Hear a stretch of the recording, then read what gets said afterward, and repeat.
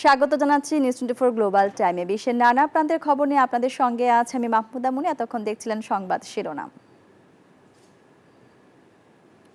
এবার বিস্তারিত। যুদ্ধবিরতির পর ছন্দে ফিরতে শুরু করেছে কাশ্মীর। এদিকে সংঘাত থামলেও দুদেশের সম্পর্ক নিয়ে বাড়ছে উদ্বেগ। তবে ভারত পাকিস্তানকে ধন্যবাদ জানিয়ে ট্রাম্প আশ্বাস দিয়েছেন দীর্ঘদিনের এই সংকট সমাধানে তিনি এবার উদ্যোগ নেবেন। এদিকে সাময়িক নয়, স্থায়ীভাবে সমাধানের আহ্বান জানিয়েছে ওআইসি সহ বিশ্ব নেতারা। রোববার সকাল থেকে আবারও প্রাণবন্ত পর্যটন নগরী কাশ্মীর। যুদ্ধবিরতির খবরে সকাল থেকেই ফিরছেন সাধারণ মানুষ। তবে চিরবৈরী উভয় দেশের সংঘাত কতক্ষণ স্থায়ী হবে তা নিয়ে সংশয় কাটছে না সাধারণ মানুষের মনে। এরই মধ্যে যুদ্ধবিরতি লঙ্ঘনের খবরে উদ্বেগ প্রকাশ করেছেন অনেকে। जो motor shells, missiles, drone attacks हो रहे थे, उसने तमाम जो यहाँ पर जम्मू एंड कश्मीर और उस पार भी इस पार भी उनका जीना मुश्किल किया था। कभी डर था लोगों के मन में, अब वो बेचारे सांस की ले पा रहे हैं। और ये चीज़ इसलिए अच्छी है कि गवर्नमेंट के लिए भी अच्छी है, क्योंकि अगर वॉर होती तो हमारा देश 10 साल पीछे चला जाता। সংঘাত থামলেও উভয় দেশের বাণিজ্য এবং কূটনৈতিক যোগাযোগ থমকে রয়েছে। এদিকে একাধিক চুক্তি বাতিল নিয়েও দ্বিধাদ্বন্দ্বে ইসলামাবাদ দিল্লি। স্থগিত থাকছে সিন্ধুর পানি চুক্তি। এমন অবস্থায় যুদ্ধবিরতি নিয়ে বিশ্ব নেতাদের ধন্যবাদ জানালেন পাকিস্তানের প্রধানমন্ত্রী শাহবাজ শরীফ। जिम्मेदार रियासत के तौर पर ট্রাম্পকে বিশেষ ধন্যবাদ। দেশের বিরুদ্ধে বিভিন্ন ভিত্তিহীন অভিযোগের নিরপেক্ষ তদন্ত চাই। এছাড়া সিন্ধুর পানি সহ অন্য ইস্যুর সমাধান দরকার। जंगबंदी की तजवीज। এদিকে যুদ্ধবিরতির পর আবারও উভয় দেশের রাষ্ট্রপ্রধানদের ধন্যবাদ দিয়ে ট্রাম্প জানালেন এবার কাশ্মীর সংকট নিয়ে তিনি আলোচনা করবেন। এদিকে ব্রিটিশ প্রধানমন্ত্রীও জানিয়েছেন কাশ্মীর নিয়ে স্থায়ী সমাধান দরকার। এই খবর বিশ্বকে আনন্দিত করেছে।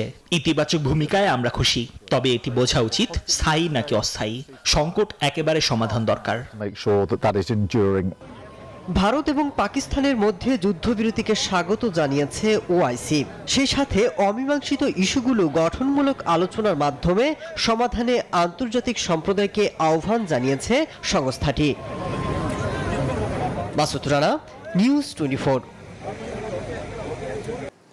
পাকিস্তানের সঙ্গে যুদ্ধবিরতির কয়েক ঘন্টা পরে ভারত শাসিত কাশ্মীরের শ্রীনগরে একাধিক বিস্ফোরণের শব্দ শোনা গেছে, যা স্থানীয়দের আবারও আতঙ্কের মধ্যে ফেলে দিয়েছে।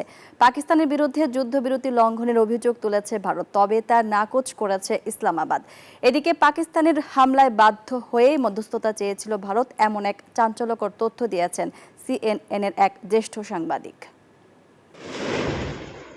শনিবার মার্কিন মধ্যস্থতায় ভারত পাকিস্তানের যুদ্ধবিরতি কার্যকর হওয়ার কয়েক ঘন্টার মধ্যেই পাল্টে যায় পরিস্থিতি। ভারত শাসিত কাশ্মীরের শ্রীনগরে একাধিক বিস্ফোরণের শব্দে কেঁপে ওঠে এলাকা।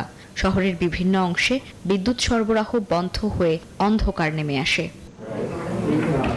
ভারত এই ঘটনার জন্য সরাসরি পাকিস্তানকে দায়ী করেছে। তাদের অভিযোগ পাকিস্তান যুদ্ধবিরতি লঙ্ঘন করেছে। নয়াদিল্লি থেকে এর কঠোর জবাব দেওয়ার হুঁশিয়ারিও দেয়া হয়েছে। তবে পাকিস্তানের তথ্যমন্ত্রী আতাউল্লাহ তারার ভারতের এই অভিযোগ পুরোপুরি অস্বীকার করেছেন। তিনি বলেছেন পাকিস্তান কোনোভাবেই যুদ্ধবিরতি ভাঙেনি। এরই মধ্যে পাকিস্তানের প্রধানমন্ত্রী শাহবাজ শরীফ জানিয়েছেন আঞ্চলিক শান্তির স্বার্থেই তারা যুদ্ধবিরতিতে রাজি হয়েছেন। কাশ্মীর সহ অন্যান্য অমীমাংসিত বিষয়গুলো আলোচনার মাধ্যমে সমাধান হবে বলে আশাবাদী তিনি। এদিকে পাকিস্তানের শক্তিশালী হামলায় ভারতকে মার্কিন মধ্যস্থতা চাইতে বাধ্য করেছিল বলে তথ্য প্রকাশ করেছেন সিএনএন-এর সাংবাদিক নিক Robertson. Desk report, news 24। News 24 global টাইমে নিচ্ছে একটা বিরতি, ফিরছে আবারও, সঙ্গেই থাকুন। বিরতির পর আবারও স্বাগত নিউজ 24 গ্লোবাল টাইমে।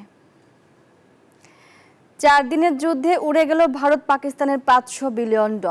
অপারেশন সিঁদুর চালিয়ে ভারতের শেয়ার বাজার চাঙ্গা হলেও যুদ্ধবিরতির ঘোষণার পর থেকে বিশ্ব বাজারে নিম্নমুখী দেশটির শেয়ারের দর। পরপর পতনের ধাক্কা সামলাতে ব্যস্ত দিল্লি। সামরিক খরচ, জ্বালানি সংকট, বাণিজ্য স্থবিরতা ও অভ্যন্তরীণ অস্থিরতা অর্থনীতিতে চাপ তৈরি করেছে ইসলামাবাদেরও। এদিকে যুদ্ধে না জড়িয়ে নিজের লাভের খাতা পূর্ণ করেছে চীন ও যুক্তরাষ্ট্র। কাশ্মীর ইস্যুতে চলমান সংঘাতে অর্থনীতির চাপে ভারত পাকিস্তান 4 সপ্তাহের এই উত্তেজনায় সামরিক ব্যয়ের পাশাপাশি অর্থনীতির নানা খাতে দেখা দিয়েছে মারাত্মক ক্ষতির আশঙ্কা।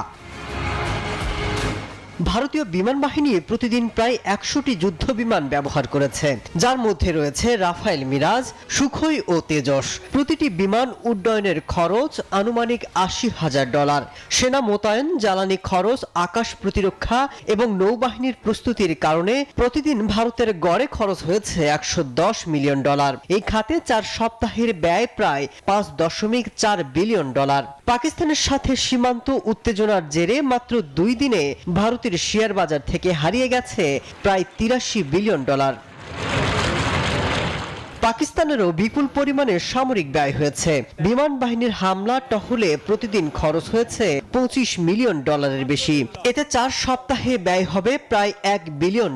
সব মিলিয়ে 4 সপ্তাহের সংঘাতে ভারত এবং পাকিস্তানের মোট ব্যয়ের পরিমাণ $500 বিলিয়ন বেশি হতে পারে বলে ধারণা করা হচ্ছে। 14.6 বিলিয়ন রুপিস পার ডে খরচ হয়েছে ইতিমধ্যে। পাকিস্তানে হয়েছে 3.7 বিলিয়ন রুপিস পার ডে। এটা তো কোনোভাবেই সম্ভব না যেই অর্থনীতির কাঠামো আর যেই বিশ্বায়নের কাঠামোর মধ্যে আছে, যার জন্য একটা প্রচন্ড পজিটিভ এলিমেন্ট। আমরা আশা করব যারা কি বলে বাইরে, যে তারা মূল যে সমস্যাটা আছে সেই সমস্যাটা সমাধান করবে। কিন্তু এই অস্থির পরিস্থিতির মধ্যে চীন ছিল এমন এক দেশ যে সরাসরি সংঘাতে অংশ না নিয়েও দেখেছে লাভের গুড়। উভয় দেশের সংঘাতে গোয়েন্দা তথ্য হাতিয়ে নিয়েছে বেইজিং। সেই সাথে ফুলে ফেপে উঠেছে বেইজিং এর শেয়ার বাজার। যুদ্ধ মধ্যস্থতার আসনে থাকা যুক্তরাষ্ট্র পেয়েছে বাণিজ্যিক ফায়দা। মাসুদ রানা, নিউজ 24। পাকিস্তান ভারত যুদ্ধ নিয়ে সামনে আসছে একের পর এক চাঞ্চল্যকর তথ্য। CNN-এর সাংবাদিক নিক রবার্টসনের দাবি, পাকিস্তানের শক্তিশালী পাল্টা আক্রমণ ভারতের অবস্থানকে নাড়িয়ে দেয়। এ কারণে নয়াদিল্লি যুদ্ধবিরতিতে মধ্যস্থতা করতে অনুরোধ করেন ট্রাম্প প্রশাসনকে। যুক্তরাষ্ট্রের মধ্যস্থতায় শনিবার যুদ্ধবিরতিতে সম্মত হয় প্রতিবেশী 2 পারমাণবিক শক্তিধর দেশ ভারত পাকিস্তান। নয়াদিল্লি নাকি ইসলামাবাদ, যুদ্ধ বন্ধে মধ্যস্থতা করতে কোন পক্ষ থেকে অনুরোধ করা হয়েছিল ট্রাম্প প্রশাসনকে? এ নিয়ে আন্তর্জাতিক মহলে চলছে চুলচেরা বিশ্লেষণ। এই ইস্যুতে এবার বিস্ফোরক মন্তব্য করলেন CNN-এর সাংবাদিক নিক রবার্টসন।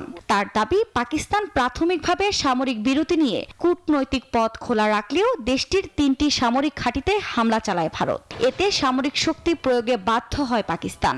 আর ইসলামাবাদের শক্তিশালী পাল্টা আক্রমণ নয়াদিল্লির অবস্থানকে নাড়িয়ে দেয়। এতে বিপাকে পড়ে মোদি প্রশাসন।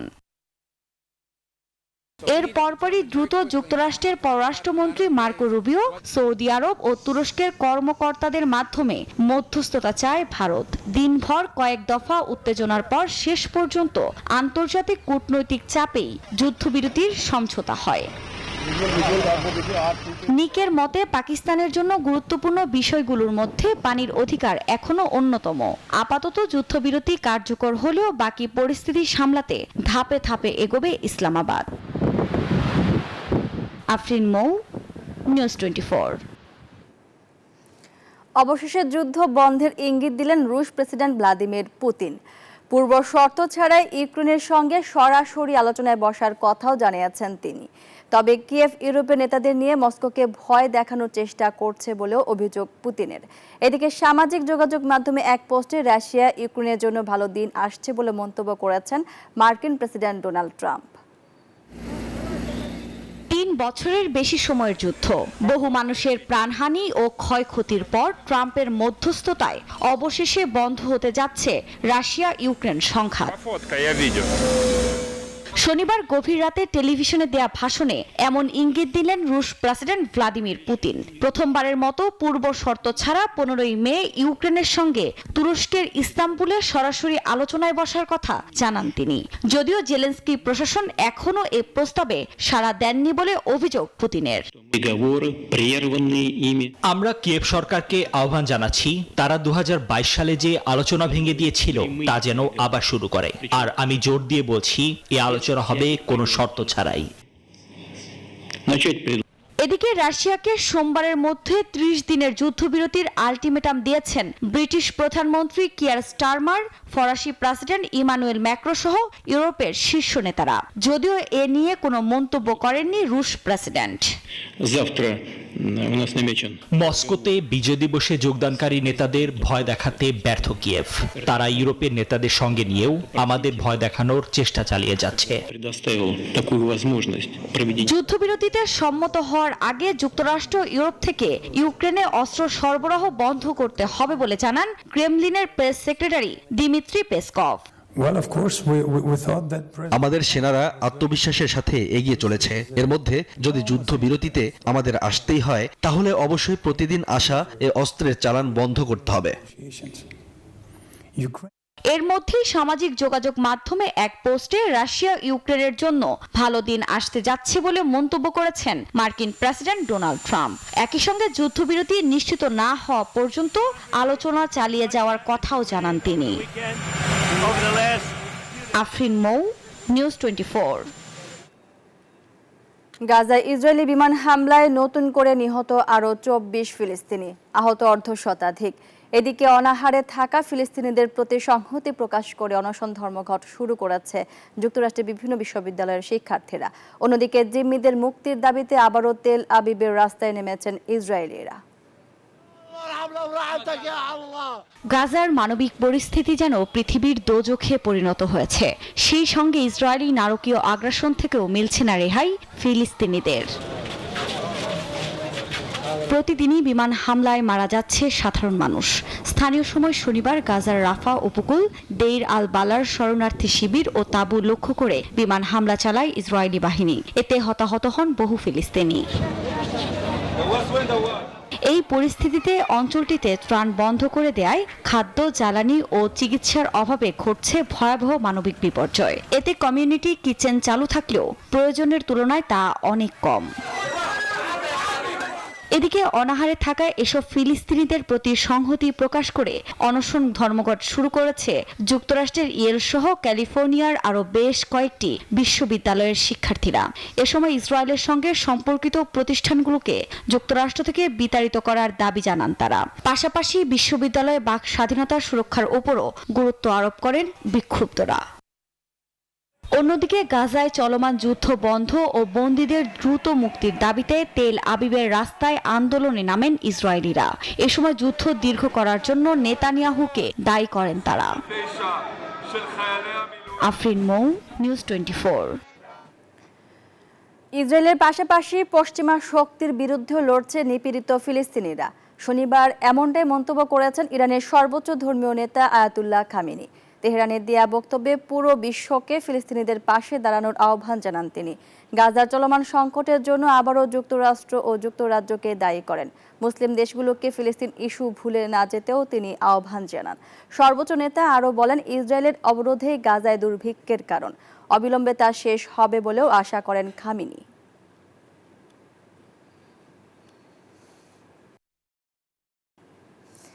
আর এই ছিল নিউজ 24 গ্লোবাল টাইমে এখনকার মতো আয়োজন। ধন্যবাদ সবাইকে।